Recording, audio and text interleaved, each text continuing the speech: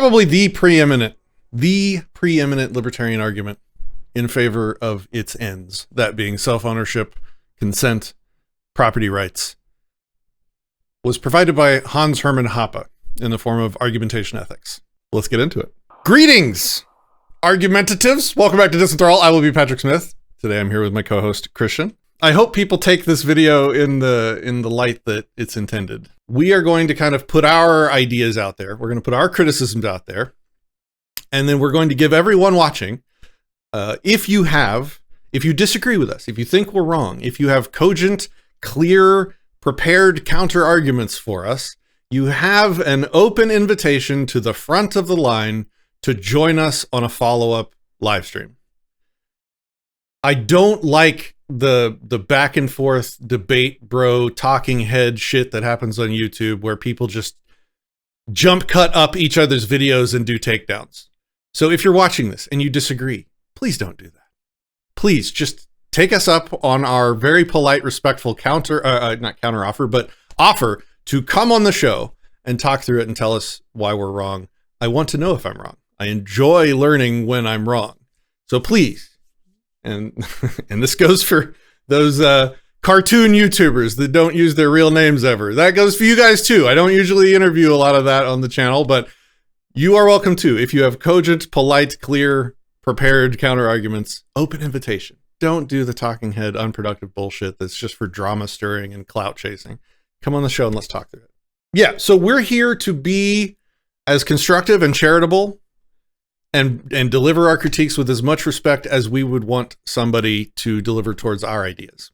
Another thing I want to say is that this video is likely the start of a conversation, not some kind of hard conclusion with a period at the end of it and where we leave it with no more interest or willingness to look into these ideas further. If we're wrong, we want to know. I want to believe as many true things as I can and as few false things as I can. So let's consider this the start of a conversation, not the end of it.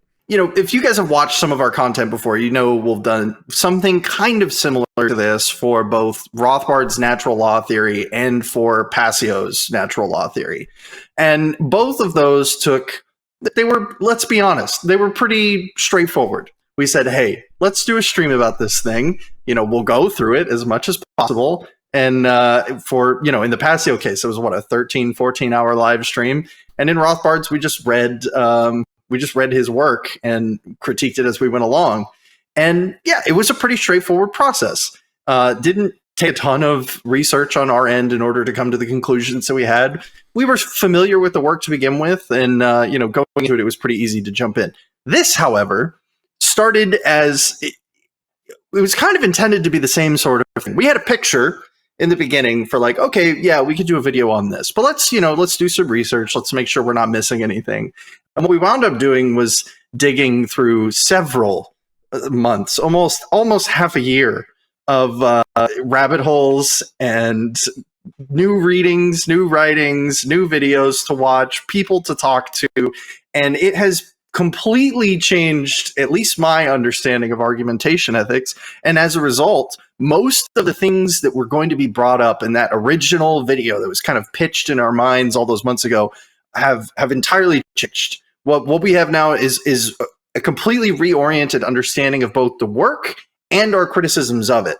That is all to this man's credit. Like, Hoppe's kind of a badass. He's done a good job here. This is definitely, and Christian, feel free to disagree if you do, but I think this is the most well thought out libertarian set of ideas that I've encountered yet. And so I want this stream to be seen in that light. Like, this guy is a badass. He's done better than I think any other libertarian thinker in these areas so far. Correct me if I'm wrong. I don't think I'm being hyperbolic, Christian. So this is all delivered with like due respect and reverence towards the end of furthering libertarian ideas. This is really a conversation in two parts. And what I mean in saying that is that part of this conversation is going to be directed at people who I will charitably say have misinterpreted argumentation ethics into something it isn't. Title might give you a little hint on that.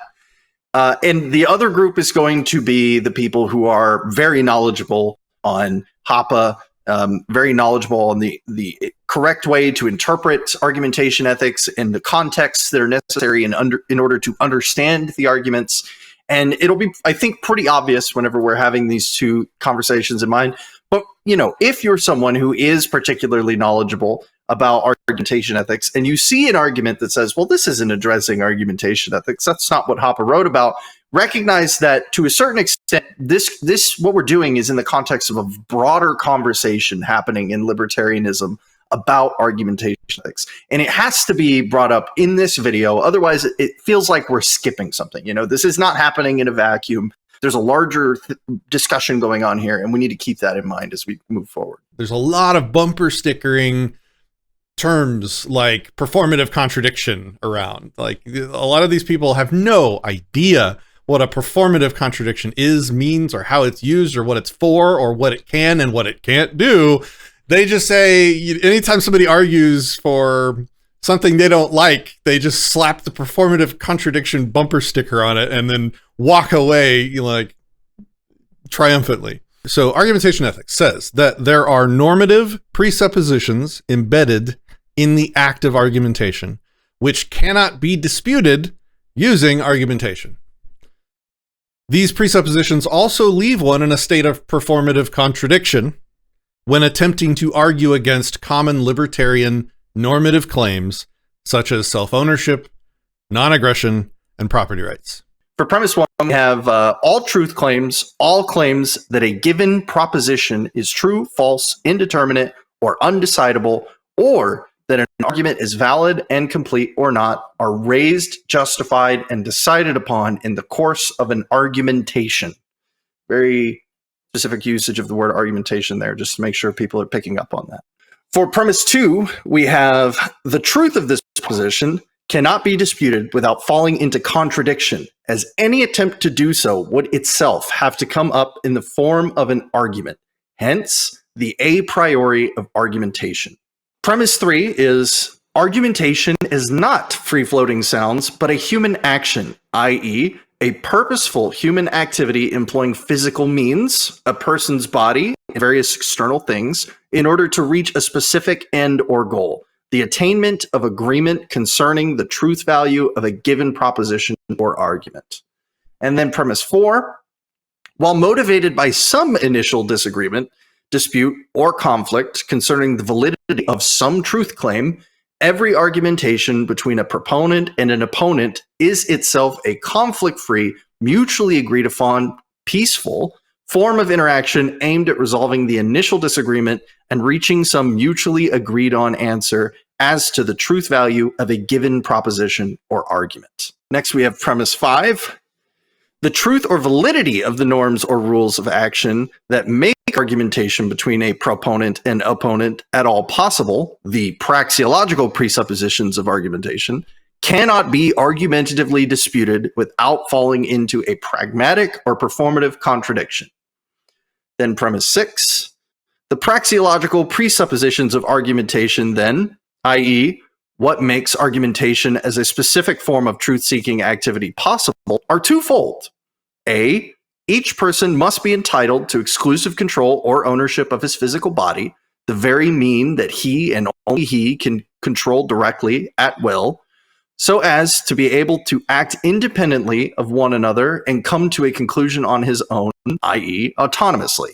And B, for the same reason of mutually independent standing and autonomy, both proponent and opponent must be entitled to their respective prior possessions, i.e., the exclusive control of all other external means of action appropriated indirectly by them prior to and independent of one another and prior to the onset of their argumentation.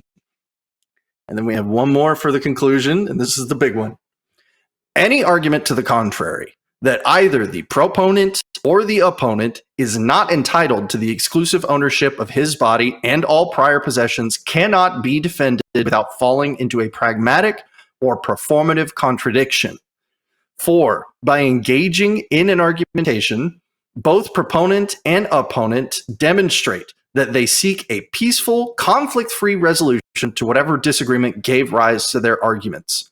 Yet to deny one person the right to self-ownership and prior possessions is to deny his autonomy and his autonomous standing in a trial of arguments. It affirms instead dependency and conflict, i.e., heteronomy, rather than conflict-free and autonomously reached agreement, and is thus contrary to the very purpose of argumentation. The big thing, this is going to be the simplest thing that we have to say about argumentation ethics, and this comes back to the two-part conversation again. So many people present argumentation ethics as if it is a moral philosophy, as if it is a moral foundation for libertarianism, as if it justifies libertarian values, as if it has any normative content to it whatsoever. And this is not coming from, like, it doesn't. It just doesn't. You know, just rip the Band-Aid off. It does not have any of those things. Yeah, so normally we have this thing called the normative quality that we talk about a lot in philosophy. It's you can think of it as kind of like the counter to the descriptive quality, right? So normative qualities are represented by oughts. So an example of normative claim is we ought not attack innocent people or aggress against people who have done no wrong, etc. These are all examples of normative claims. And so when we say AE isn't a moral philosophy, what we're talking about is that it is not a system that proposes a set of principles that gives us an equation for evaluating interactions within a normative context, within that ought context. If we go back through the argument again, you know, if you were to go back, if you're listening, you know, post, you can go back and listen through the whole thing again. There's no instance where Hoppe is saying, this is what you should do. This is what you ought to do. This is what's good. This is what's bad. None of that is happening. What he's explaining is he's trying to outline a description of what you can and cannot argue about. That is the whole goal of argumentation ethics. And this has to be cleared up, because I can tell you so much time has been spent thinking that this was ever supposed to be brought up as a moral philosophy, when it was never the case, never Hoppe's intention, nor anywhere insinuated in the text that this was supposed to be a moral philosophy. Hoppe got the argument from a guy named Habermas, who was trying to form it into a pro-socialism argument, and trying to show that it was some sort of performative contradiction to not work towards socialist ends. I didn't examine those ideas too much, so I could be misstating it, but he saw the tactic that was being used there and tried to convert it into one that could be used towards libertarian ends rather than socialist ends. Good on him, first of all. But it turns out that socialists just can't think very well, and we'll get into that later. And so it must be said to anyone living life like this, like their moral philosophy is argumentation ethics. It's not one. It's an argument against arguments. It's an argument from argument that tells you what you can't argue. There we go. Is that clear? Jesus. There we go. Okay, so a big problem. This goes to my rant. We didn't get a proof. Hoppe did not give us a proof. He gave us a dialectic. He gave us a paper written with all the premises using a lot of words. Christian tried his hardest for several days to actually try to systematize it into a proof. He even tried to begin using symbolic logic to identify the inferences being used going through the argument. He ended up with something like 13 variables, and it was it looked like a very complex. It looked like you could probably navigate to Mars in a spaceship with the math that he was doing on this thing. And that's not. And I'm not saying it's argumentation ethics' fault that it's hard to interpret. I'm saying it's kind of Hoppe's fault for not giving us a precise, concise, propositional argument. He gave us a bunch of text, and text, it requires a lot more interpretation, and we have to try and be charitable. Well, what do we really think he meant here? What did he mean here? Did he mean that? Well, these two spots sound contradictory. What is he? Is he Motten-Baileying the word argumentation? And is argumentation just like the process of constructing a proposition, or is argumentation two people arguing in good faith, absent coercion, two humans? Like, a lot of question marks here. And if you go to the proponents of argumentation ethics, God help you. If you go to the proponents for secondary interpretations of these words, because we don't have a proof, you're in for a world of hurt, because you get mutually exclusive, contradictory interpretations of the same words, which again goes to the criticism. You gotta provide propositions. It doesn't mean Hoppe's wrong that he didn't provide a propositional, concise format.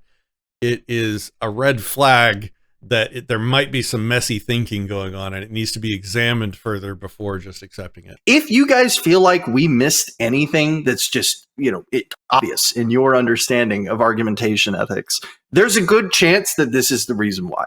All right, well, let's launch our first real attack then. Yeah, so it comes back to that the same portion I pointed to earlier in the initial argument by Hoppe, where he talks about this notion of exclusive control or ownership. So when he's talking about self-ownership, he's talking about ownership over your body. And I believe it's in premise 6 there. That's it. Yeah, 6. must be entitled to exclusive control or ownership of his physical body. And this is interesting because there's really 3 ways you could take this. And we'll focus on the most popular 2 first, and then we'll kind of move on from there. We can say that exclusive control or ownership is trying to get at the same idea for people who may not understand the language. So we're just talking about self-ownership the whole way around. You could also say that exclusive control is directly tied to Hoppe's concept of humans having self-ownership. However, I think all of these introduce some issues as far as what it is to have exclusive control over something and what it is for something to be property.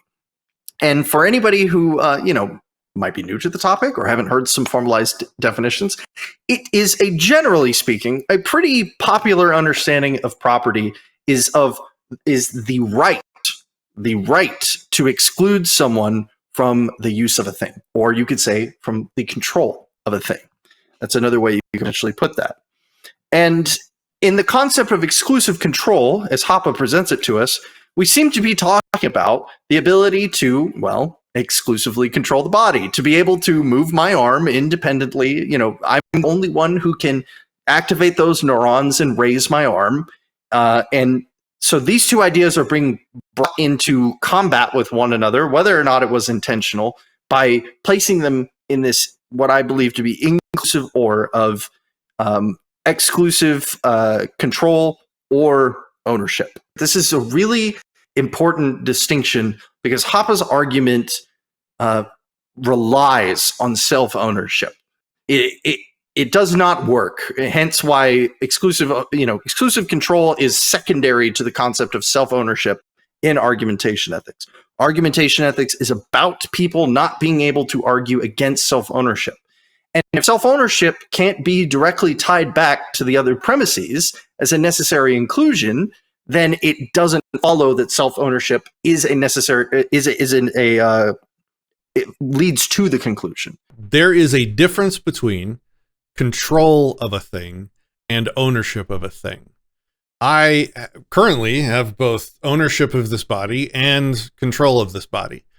It is possible for a different person to be the owner of something that you have control of. Now, let's say that I lose my phone walking down the street and my neighbor picks it up. He knows it's mine, but he's keeping it for me. He has control of that piece of property. I have ownership of it. I have the right to exclusive control over that thing. It doesn't mean that I currently have control over that thing. And when we're talking about necessary presuppositions to engage in argumentation with somebody, you can't just assume the maximal set of presuppositions in an interaction. If you're going to think about presuppositions involved in argumentation, you need to start with the minimum. What is the bare minimum set of assumptions that someone has to sort of acknowledge, or they can't really enter into an argument with somebody else? And it's certainly not the right to exclusive control of the thing, of one of the things, let's say, doing the argument. It's just exclusive control over it. These are 2 different concepts. So if we don't have to presume ownership rights, then the whole rest of the argument goes out the window. All we have to presume is that the person we're arguing with has control over their body. And now we're no longer precluded from arguing for anti-libertarian norms like, hey, I'm going to argue that I should attack you to get what I want. And in no way is that argument to that person presuming that they own themselves. No, it's presuming that they have control of themselves.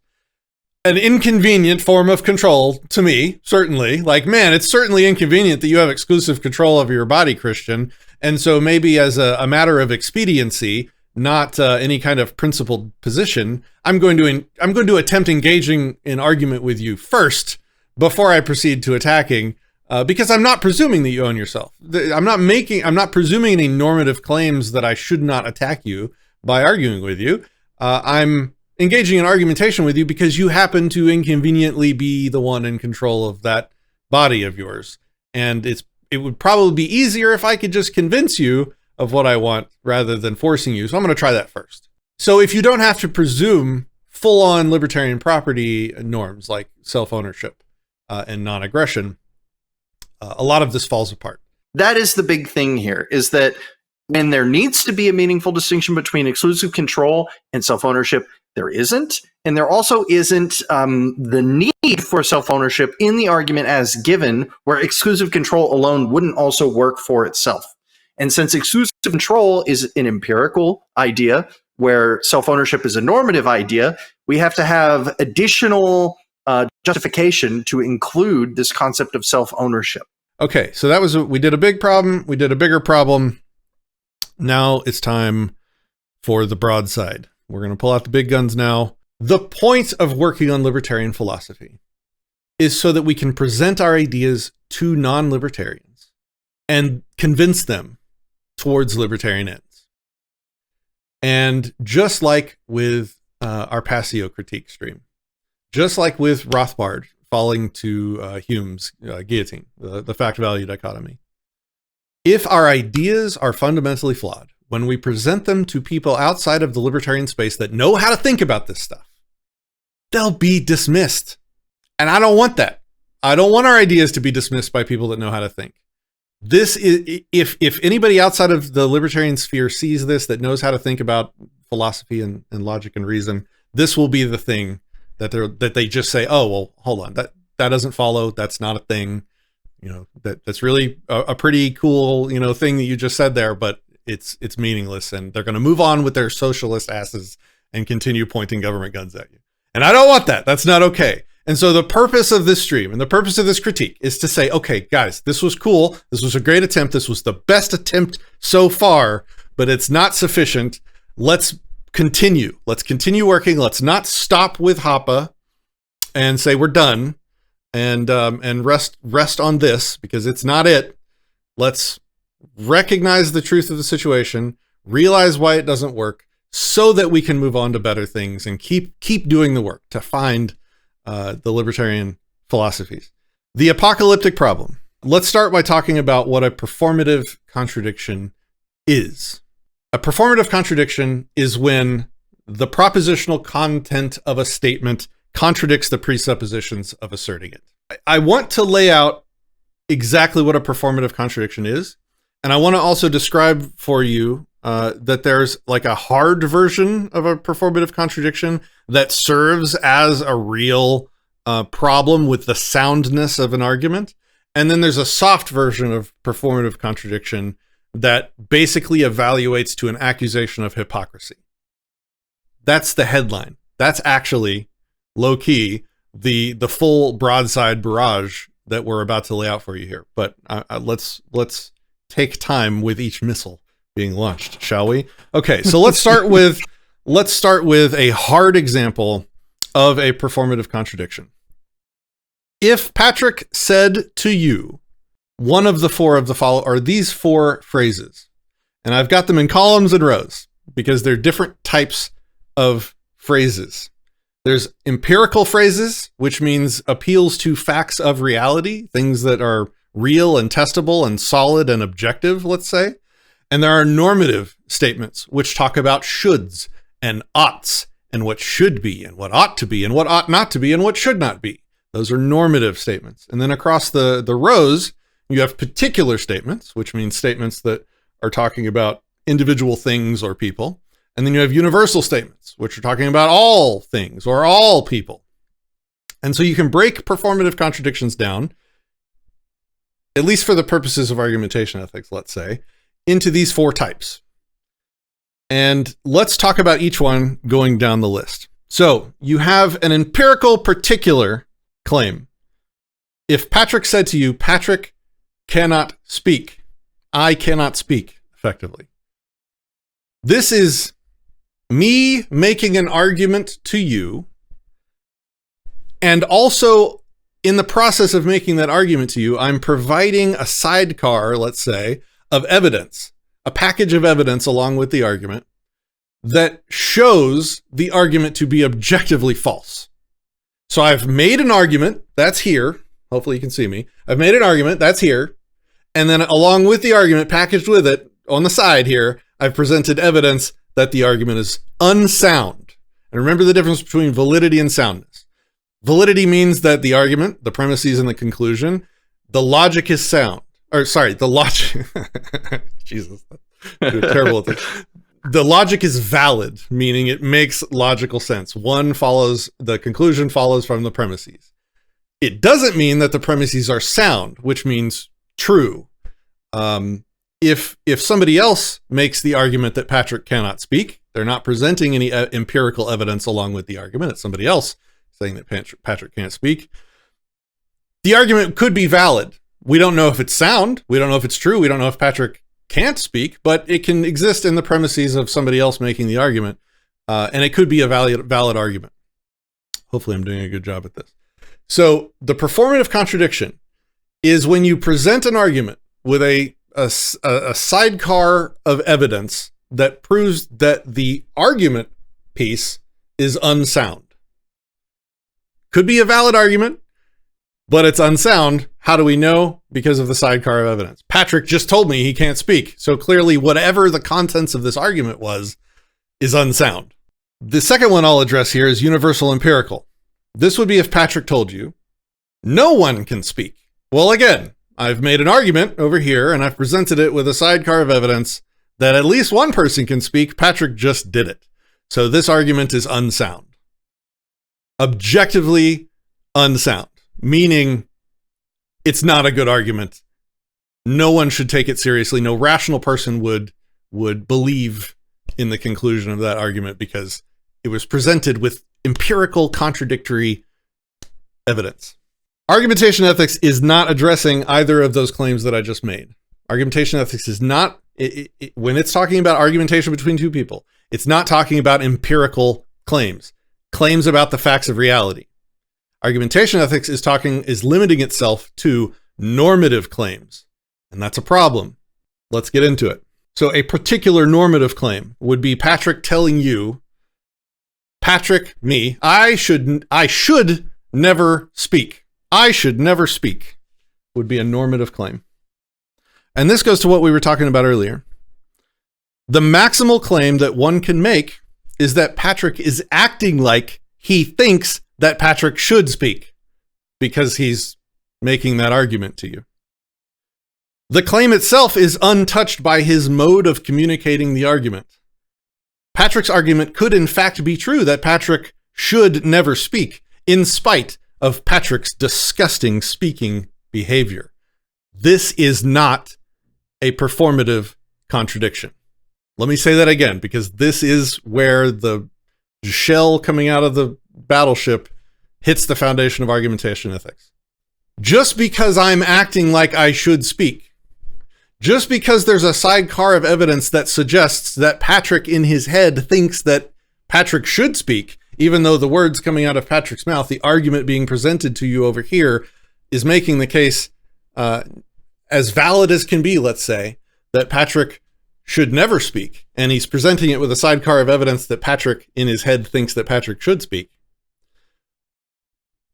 When you're talking about normative claims, the sidecar of evidence revealing what Patrick actually thinks about whether or not he should speak doesn't at all in any way speak to the soundness of the argument he's presenting. Why? Because he could be being a hypocrite. And a hypocrite can still make valid and sound arguments while being a hypocrite. You have to separate the argument from the person making them. Because the person making them, with normative claims, is not presenting objective information that addresses the argument itself. So again, as another example, if Patrick said to you, no one should ever speak, and let's say, he's got premise 1, premise 2, and a conclusion. He's got a propositional argument ready for you here, and he's presenting it with a sidecar of evidence that Patrick thinks at least one person should speak. Well, what Patrick thinks doesn't matter for the argument. He's got a premise 1, a premise 2, premise 50, and a conclusion. And that stands, or it lives or dies, stands or falls on its own merits. There's propositions and a conclusion. What Patrick thinks is just, it's a subjective thing that doesn't address the actual argument in play. Because Patrick could just be being a hypocrite. And a person being a hypocrite can say true things. There you go. I finally found a way to put the words together in a way that makes sense. A hypocrite can say true things while being a hypocrite. Just because somebody is a hypocrite doesn't mean that the things they're saying are false. And I'm jumping ahead again. So let me just leave that there and we'll pick it back up and paint the counter argument for you 17 more times. I want to change one aspect of the argument on the screen. And it's in the first line of text on the screen where it says, if Patrick said to you. I want to change the mode of argumentation. This goes to the problem in premise 1 that we talked about earlier. If you saw those same words, it's no longer Patrick saying the things to you. Now you're walking down the street and you're seeing the following words spray painted on a wall. They are still arguments. They could have premises and they could have conclusions. And you can still process them to see if they contain or provide truth value. You're just walking down the street and you see the stuff written on a wall. You see the words, Patrick cannot speak, written on a wall. That's not a performative contradiction. Why? Because no evidence is provided as to Patrick's speaking ability. It's spray paint words on a wall. It's an argument written on a wall. No one can speak. Exact same thing. Patrick should never speak are the words written on the wall. Again, merely by changing the mode of communication, the mode of communicating the proposition to you, we have eliminated the objection provided by argumentation ethics. The exact same argument provided by a different method. It's no longer a performative contradiction. It wasn't a performative contradiction before, but I'm trying to illustrate how the mode of communication is kind of what's being roped into argumentation ethics. And then I'll get to why that's a problem later, but the same thing for no one should ever speak. We're seeing words on a wall. Constitutes a valid argument. It has premises. It has a conclusion. It can be evaluated for truth claims. But now that you don't have that sidecar of evidence to attempt to prove it unsound, you've got nothing. And it's a normative claim. So even if you had a sidecar of evidence, you've still got nothing because it's a normative claim. And here's the headline, right? Performative contradictions are only really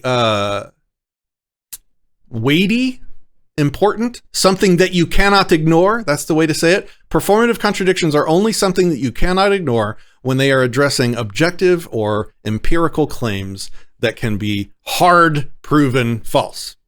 If it's a normative claim, you're off in the realm of subjectivity. You're off in the realm of what people are acting like and their motivations for their behaviors and praxeology and all that good stuff. But you've gone from this sidecar of evidence disproves the conclusion of this argument that it came with to this sidecar of evidence at best can just prove that the person was being a hypocrite, which has nothing to say about the truth or falsehood of the argument it was presented next to. Just for other examples, other modes of communication that don't convey performative contradictions with this speaking example would be things like if you thought it. If you think an argument, proposition, conclusion, you're evaluating the argument for a truth claim, and there's no performative contradiction because you're thinking it. Reading it, well, that was the wall example. Hearing it indirectly, not from Patrick, you could hear the exact same argument from another person without the performative contradiction. Sign language, smoke signals. So the point is, the mode of Patrick said this is only important because that particular mode itself is directly, objectively, or empirically contradictive of the conclusion. Now we're going to try it with an anti-libertarian argument, just to make it really, really clear. If Patrick said mode, that's the mode of communication. Patrick is now saying it. If Patrick said to you, I can use force to take what I want from you. This is a particular empirical argument. Again, the empirical ones are not what argumentation ethics is looking for. This is an empirical one because I'm saying that I can use force. I have the capacity to use force. I have the means to use force against you. No evidence is provided along with this argument to speak to my force using capacities. So this is not a performative contradiction. Next up, we have the universal empirical. Everyone can use force to take what they want from you. Again, no evidence is provided in this little tiny one-sentence argument as to everyone's force-using capacities, though that would probably be pretty easily disproven with other evidence. But it's not a performative contradiction because nothing about Patrick saying that to you contradicts it empirically. Number 3, this is a particular normative. Now we're into argumentation ethics land. I say to you, I should use force to take what I want from you. Well, like we talked about earlier, the maximal claim that one could make about Patrick is that he is currently, in the process of making this argument, is currently acting like he thinks that Patrick should not use force to take what he wants from you. But the claim itself, the or the premise, conclusion, the argument he gave you in his words, even if he's acting like he shouldn't use force, that argument is untouched by Patrick's mode of communicating instead of using force. Patrick chose a mode of communication that precluded that delivered a sidecar of evidence that Patrick doesn't actually think that he should use force to get what he wants from you. But that doesn't mean that his argument isn't valid. It doesn't mean that his argument isn't sound, and it doesn't mean that his argument isn't true. It just means that he's being a hypocrite. So in spite of Patrick's disgusting argumentative behavior that he is arguing against, he could be right.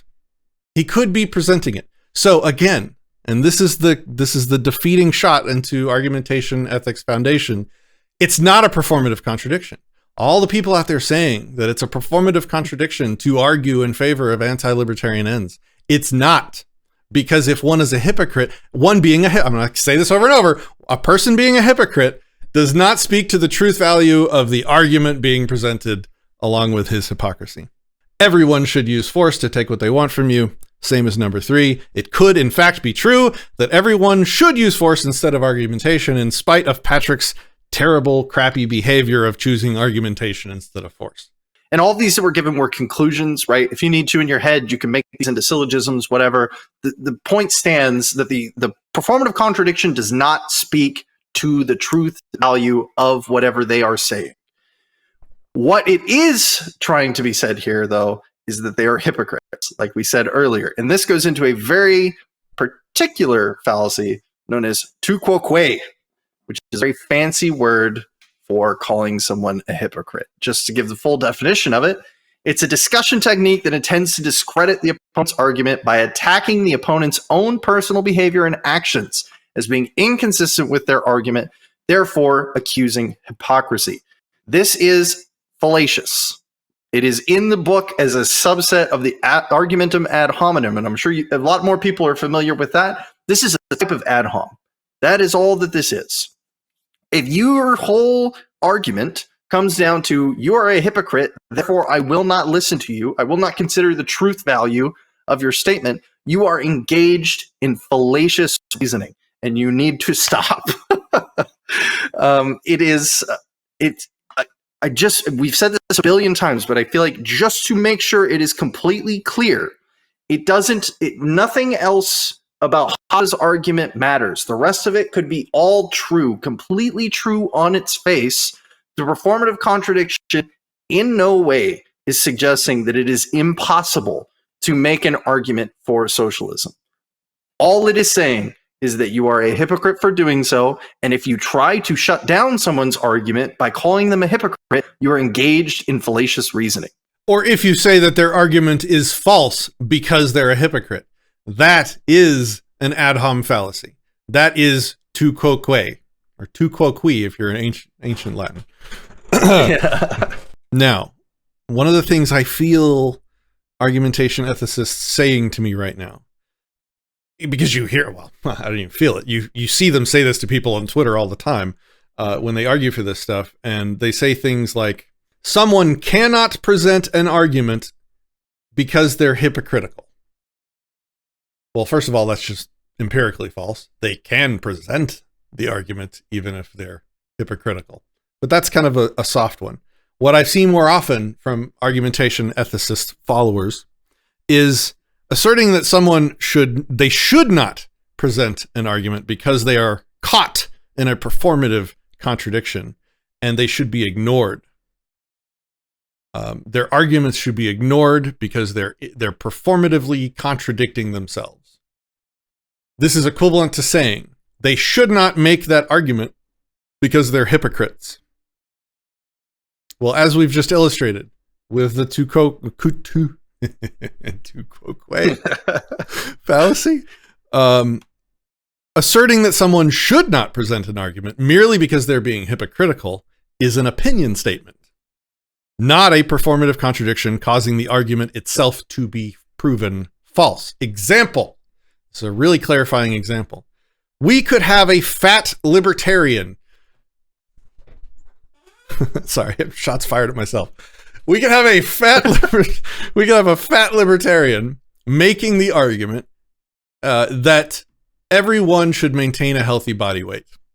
And in the course of making this argument to you, they are literally shoveling in spoonfuls of raw sugar and drinking pancake syrup while arguing with you that everyone should maintain a healthy body weight. Premise 1, premise 2, conclusion, everyone should maintain a healthy body weight. But they are performatively contradicting the shit out of themselves by actively eating sugar and drinking syrup while they're making that argument, because they're showing that they actually don't think that everyone should maintain a healthy body weight. They're being hypocritical while making the argument. But does that mean that that the argument is false, that everyone should not maintain a healthy body weight? Of course not. The two are completely unrelated. The fact that they're drinking syrup and shoveling sugar into their mouths has nothing to do with the truth value of the content of their proposition. We're going to repeat ourselves to hopefully everyone, even in the back rows, can get this. You can be a complete, silly, absurd hypocrite and still say something that is true. And then other people say, they proclaim that one should ignore arguments made by people being hypocritical. Again, this is just another opinion statement. And it's more insidious than that, because, and this one stands out to me every time I hear somebody say it, because I really try and live by this mantra that I want to believe as many true things as I can and as few false things as I can. And if I walk away from arguments made even by hypocrites, I am leaving myself in danger of continuing to believe false things that might have been disproven by the hypocrite making a valid and sound argument. And I've even said this before, back in the Molyneux days. I remember saying it, like, and Molyneux says this, you wouldn't buy a diet book written by a fat person. And it's the same kind of idea.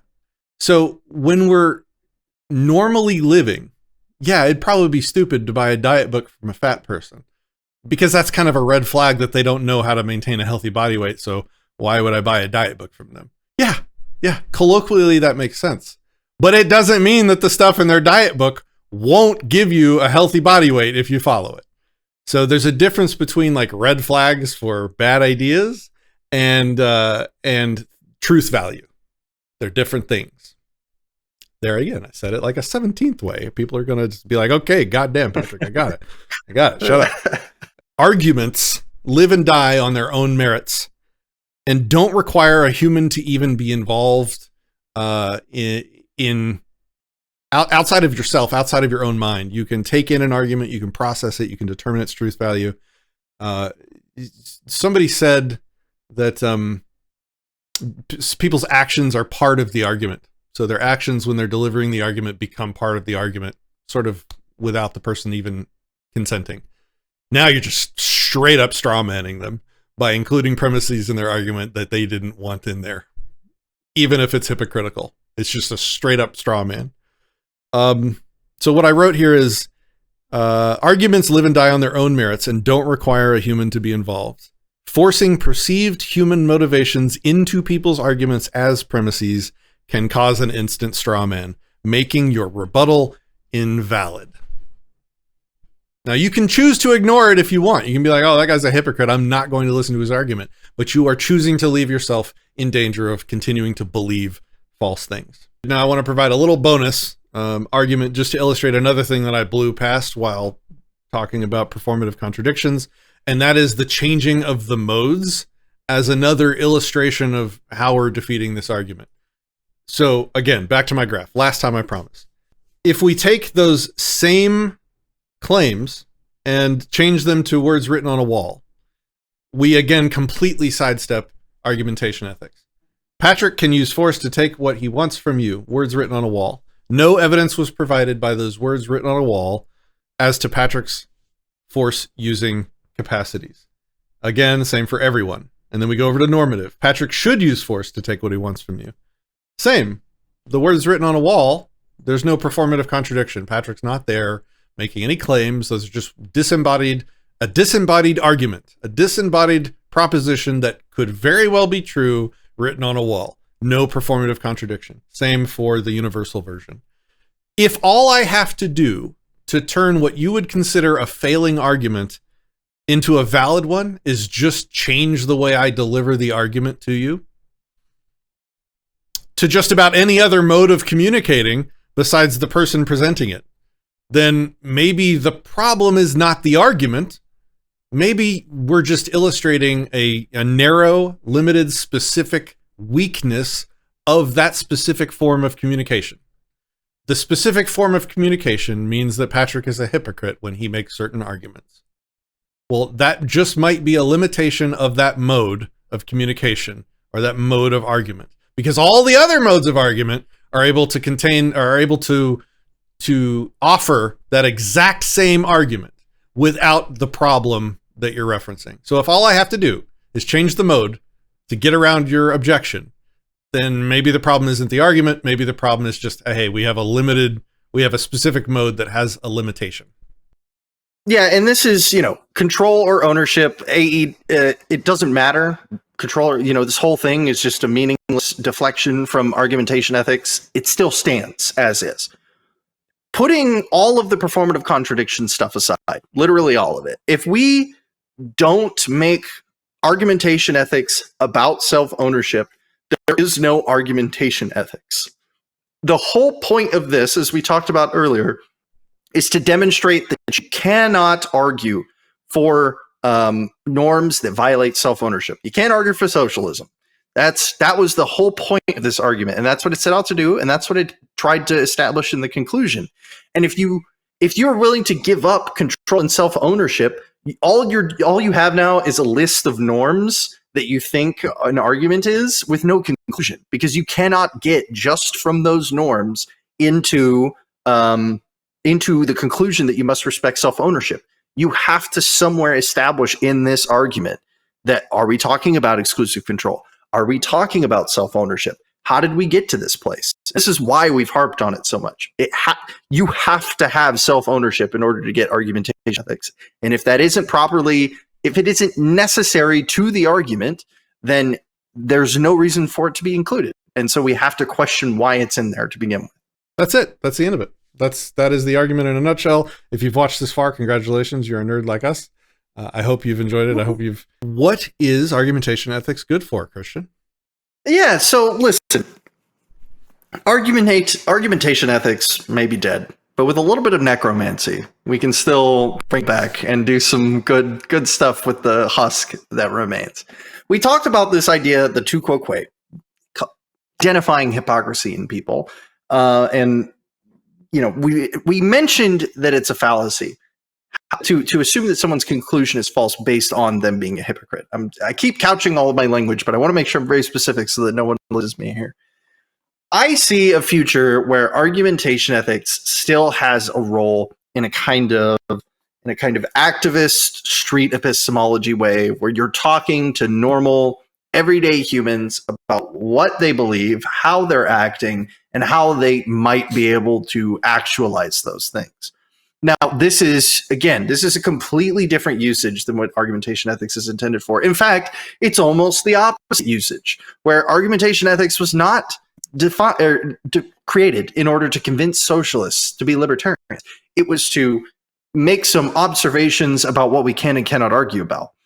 But in this world where the performative contradiction doesn't hold the value that's needed in order to make that claim that Hoppe was trying to, there's still a world where you can talk about how people's actions aren't necessarily agreeing with the statements that they're making, and try to figure out why that is in a way that's both charitable to their position and can enlighten them perhaps towards some predilections that they may not even realize that they had. How many people do you think have actually sat down and thought about, well, why am I arguing instead of fighting people? It doesn't, again, this is not a logically rigorous thing, as we've just demonstrated, but I think it can be useful still for reaching out to people and getting them to think more about how they're engaging with other humans and why they choose to engage that way. Because I think a lot of libertarianism and a lot of the power and appeal of it is realizing that the best interactions in our lives with other people are those that are nonviolent. And argumentation, can be an extension of that. Why aren't you just beating me with a club? I think this can fit perfectly into that slot still. Calling someone a hypocrite is usually really powerful. People do not like to be shown to be hypocritical. And so if you are able to use argumentation ethics to convince someone that they're being hypocritical in their argumentation, you can still do a lot with that for people. So I think we have put argumentation ethics to bed in a pretty fundamental way by addressing the performative contradiction as sort of an ad hom. Don't stop. Don't give up. Don't be discouraged. Join us in continuing to fight to better all libertarian thought in the world. I'll say it one last time. If you disagree or have clear, cogent, prepared counter-arguments, we want to hear them. Please don't do one of those stupid talking head YouTube takedown videos where you jump cut us up and make fun of us. You just make yourself look retarded. You have a genuine, polite, standing, open invitation to appear on the show to prove us wrong. If I'm wrong, I want to know. Come take the invitation.